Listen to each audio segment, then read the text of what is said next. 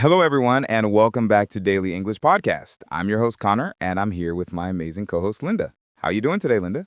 Hi, Connor. I'm doing well, thanks. Although I have to admit, I didn't sleep very well last night, so I'm a bit tired today. But that actually makes today's topic perfect because we're going to talk about sleep and rest. Oh, no, sorry to hear you didn't sleep well. But yes, this is a great topic because sleep affects everyone. We all need it, but many people don't get enough quality sleep. Linda, why do you think sleep is such an important topic to discuss? Well, sleep impacts everything in our lives. It affects our physical health, mental health, mood, productivity, and relationships. When we're well rested, we feel better and perform better. But when we're sleep deprived, everything becomes harder. Absolutely. And I think sleep is often undervalued in modern society. People brag about working long hours and sleeping very little as if it's something to be proud of. But actually, lack of sleep is really harmful. So true. There's this culture of being busy all the time, and sleep is seen as lazy or unproductive. But that's completely wrong. Sleep is when our body repairs itself and our brain processes information. It's essential, not optional. Well said. So let's start with the basics. Linda, how many hours of sleep do adults need per night? Most adults need between 7 to 9 hours of sleep per night. Some people need a bit less, some need more, but that's the general range. Teenagers actually need more, about 8 to 10 hours, because their bodies and brains are still developing. That's interesting. I usually get about 7 hours and I feel okay. But on weekends, I sometimes sleep 8 or 9 hours and I definitely feel the difference. What about you?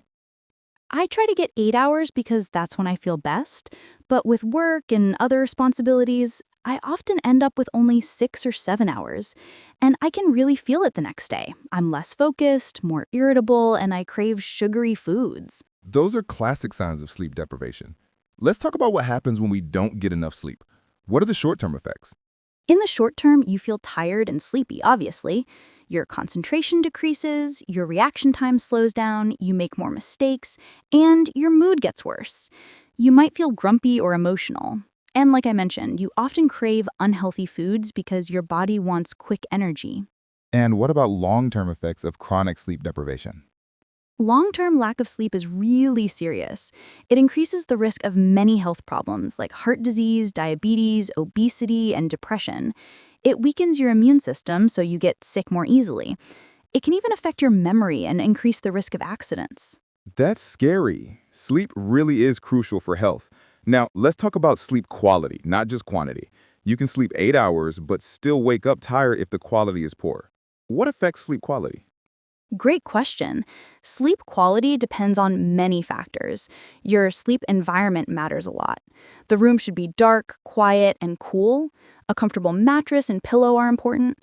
Also, going through proper sleep cycles matters.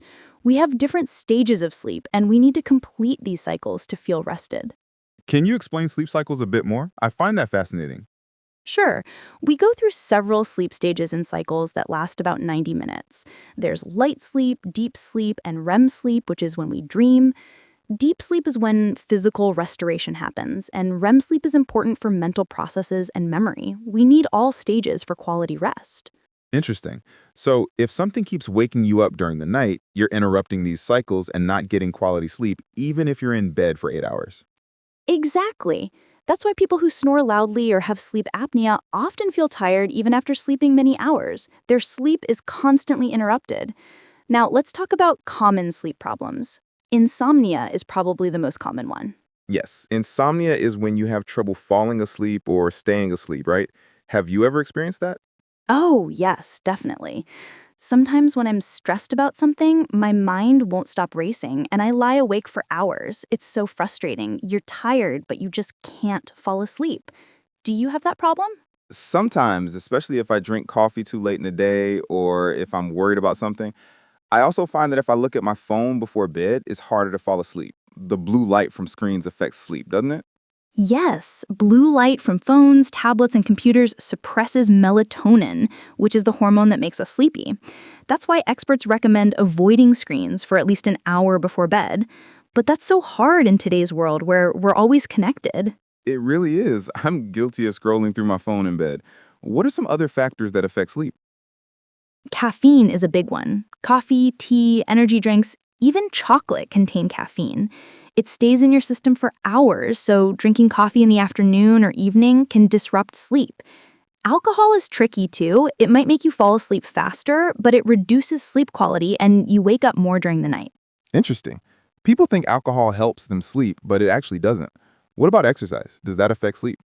Exercise generally improves sleep quality. Regular physical activity helps you fall asleep faster and sleep more deeply. But timing matters. Exercising too close to bedtime can actually make it harder to fall asleep because it energizes you. Morning or afternoon exercise is best for sleep. Good to know. Now, let's talk about sleep routines. What is a good bedtime routine for better sleep? A consistent routine really helps. Going to bed and waking up at the same time every day, even on weekends, regulates your body clock. Before bed, do relaxing activities like reading, taking a warm bath, or gentle stretching. Avoid stimulating activities like work, intense exercise, or watching exciting shows. That makes sense. Your body learns when it's time to sleep if you follow a routine. What about the sleep environment? Any tips for making your bedroom more sleep friendly? Yes, keep your bedroom cool. Around 18 to 20 degrees Celsius is ideal. Use blackout curtains or an eye mask to block light. If noise is a problem, try earplugs or a white noise machine. And try to use your bedroom only for sleep, not for work or watching TV, so your brain associates it with rest. Those are practical tips. Now, what about naps?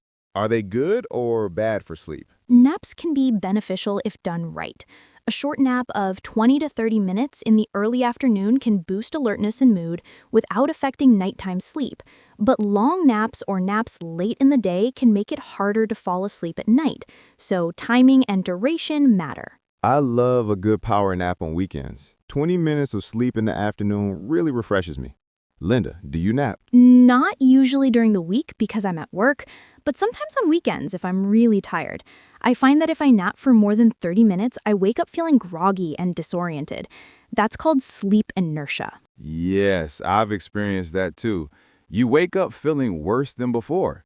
Now, let's talk about different sleep patterns around the world. Do people in different cultures sleep differently? Definitely. In some Mediterranean and Latin American countries, the siesta is a cultural tradition where people rest or nap in the early afternoon. In some cultures, people go to bed earlier and wake up earlier. And work schedules affect sleep patterns too. People with night shifts have completely different sleep schedules. That must be really challenging for people who work night shifts. Their sleep schedule goes against their natural body clock. It is very challenging. Night shift workers often struggle with sleep problems because humans are naturally programmed to sleep when it's dark and be awake when it's light. That's our circadian rhythm. Fighting against that is difficult. Speaking of circadian rhythm, what exactly is that? I hear that term a lot. Circadian rhythm is your body's internal clock that regulates when you feel awake and when you feel sleepy over a 24-hour period. It's influenced by light and darkness. That's why jet lag happens when you travel across time zones. Your body clock is still on your home time. Ah, that makes sense. I hate jet lag. It takes me days to adjust when I travel. Any tips for dealing with jet lag? Try to adjust to the new time zone as quickly as possible. Get sunlight during the day in your new location, stay awake until a reasonable bedtime, and avoid napping too much even if you're tired. Some people also adjust their sleep schedule a few days before traveling to make the transition easier. Good advice. Now, let's talk about dreams. Everyone dreams, right? What's the purpose of dreaming? Yes, everyone dreams even if they don't remember their dreams. We dream mostly during REM sleep. Scientists think dreams help process emotions, consolidate memories, and work through problems. Some dreams are influenced by what happened during the day, our worries, or random brain activity. I find dreams fascinating. Sometimes I have really vivid, strange dreams, and I wonder what they mean. Do you remember your dreams? Sometimes. I usually remember them if I wake up during or right after the dream, but most dreams are forgotten within minutes of waking up. I've heard that keeping a dream journal can help you remember dreams better if you write them down immediately. That's interesting. Now, let's give our listeners some practical vocabulary about sleep. Linda, what are some common expressions related to sleep? Sure, you can say I'm exhausted or I'm worn out when you're very tired. I slept like a log means you slept very deeply. I tossed and turned all night means you couldn't sleep well. I'm running on empty means you're functioning with very little energy or sleep. Good ones. What about expressions for going to sleep? You can say, I'm going to bed, or I'm hitting the hay, or I'm calling it a night. If someone is falling asleep while sitting, we say they're dozing off or nodding off. And if you oversleep, you can say, I slept in, or I overslept. Perfect. What about describing how you feel after sleeping? You might say, I feel refreshed, or I feel well rested after good sleep. After bad sleep, you might say, I feel groggy, or I'm still half asleep, or I didn't get a wink of sleep, which means you didn't sleep at all. Those are all useful phrases. Now, Linda, let's talk about sleep disorders beyond just insomnia.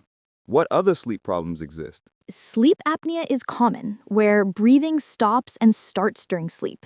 It's serious and often requires treatment. Restless leg syndrome makes your legs uncomfortable and you feel the urge to move them, disrupting sleep. Narcolepsy causes excessive daytime sleepiness and sudden sleep attacks. And sleepwalking affects some people, especially children. Those sound quite serious. When should someone see a doctor about sleep problems? If sleep problems persist for several weeks and affect your daily life, definitely see a doctor. Also, if you snore very loudly, gasp for air during sleep, or if someone notices you stop breathing, and if you're always exhausted despite sleeping enough hours, that's worth checking out. Important information. Now, let's talk about rest more broadly, not just sleep. Rest includes relaxation and downtime during the day. Why is that important? Our brains and bodies need breaks throughout the day, not just at night. Taking short breaks during work improves focus and productivity. Relaxation activities like meditation, reading, or just sitting quietly help reduce stress. Rest isn't lazy, it's necessary for optimal functioning. I agree. I find that taking a 10-minute break every hour or two actually makes me more productive than working continuously. What are some good ways to rest during the day? Short walks are great. Getting away from your desk and moving helps both body and mind. Deep breathing exercises can calm you down in just a few minutes.